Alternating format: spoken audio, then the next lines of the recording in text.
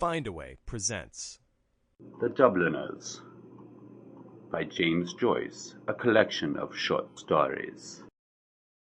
The Sisters. There was no hope for him this time. It was the third stroke. Night after night I had passed the house, it was vacation time, and studied the lighted square of window. And night after night I had found it lighted in the same way, faintly and evenly. If he was dead, I thought, I would see the reflection of candles on the darkened blind, for I knew that 2 candles must be set at the head of a corpse. He had often said to me, "I am not long for this world," and I had thought his words idle. Now I knew they were true. Every night as I gazed up at the window I said softly to myself the word paralysis. It had always sounded strangely in my ears, like the word gnomon in the Euclid and the word simony in the Catechism.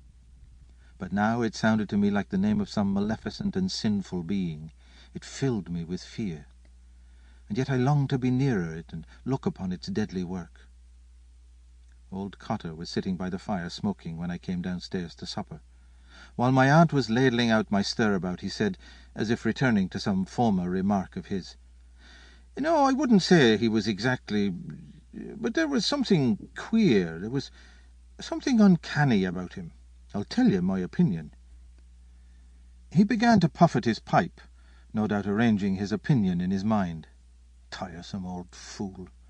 When we knew him first he used to be rather interesting, talking of faints and worms, but I soon grew tired of him and his endless stories about the distillery. "I have my own theory about it," he said. "I think it was one of those peculiar cases, but it's hard to say." He began to puff again at his pipe without giving us his theory. My uncle saw me staring and said to me, "Well, so your old friend is gone, you'll be sorry to hear." "Who?" said I. "Father Flynn." "Is he dead?" "Mr. Cotter here has just told us he was passing by the house." I knew that I was under observation, so I continued eating as if the news had not interested me. My uncle explained to old Cotter. "The youngster and he were great friends. The old chap taught him a great deal, mind you, and they say he had a great wish for him." "God have mercy on his soul," said my aunt piously. Old Cotter looked at me for a while. I felt that his little beady black eyes were examining me, but I would not satisfy him by looking up from my plate. He returned to his pipe and finally spat rudely into the grate. "I wouldn't like children of mine," he said, "to have too much to say to a man like that." "How do you mean, Mr. Cotter?" asked my aunt. "What I mean is," said old Cotter, "it's bad for children. My idea is..."